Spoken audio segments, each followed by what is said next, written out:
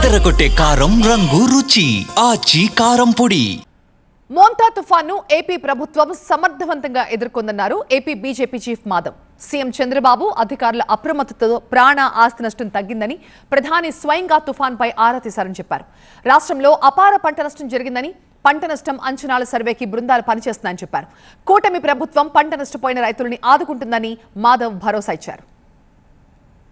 వాతావరణ శాఖ ఇచ్చిన రిపోర్ట్స్ కారణంగా రాష్ట్ర ప్రభుత్వం పూర్తి స్థాయి అప్రమత్తంగా ఉండి మొత్తం వ్యవస్థలంతా కూడా సమీకరించి అన్ని చోట్ల కూడా అధికార యంత్రాంగం అందరినీ కూడా ఎక్కడైతే ప్రభావిత ప్రాంతాలు ఉంటాయో వాళ్ళందరినీ కూడా అనేక మండలాలకు సురక్షిత ప్రాంతాలకి తరలించి పెద్ద ఎత్తున కేంద్ర రాష్ట్ర బలగాలు దించడం జరిగింది. ఎన్డీఆర్ఎఫ్ అలాగే ఎస్డీఆర్ఎఫ్ బృందాలు కూడా పెద్ద ఎత్తున రావడం జరిగింది.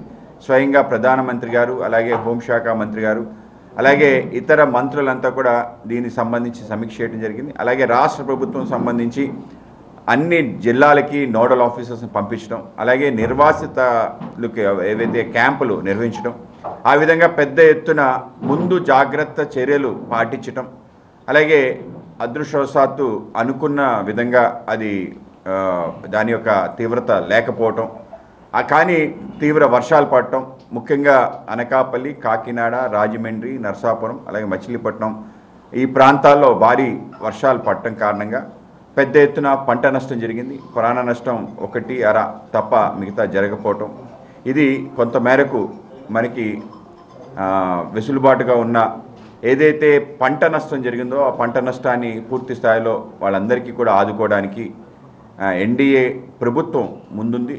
తప్పనిసరిగా వీళ్ళందరినీ ఆదుకోవటం, వాళ్ళందరికీ సంబంధించిన పంట నష్టం ఎంత జరిగిందో దాన్ని వేయడానికి ఇప్పటికే బృందాలు వేయటం జరిగింది.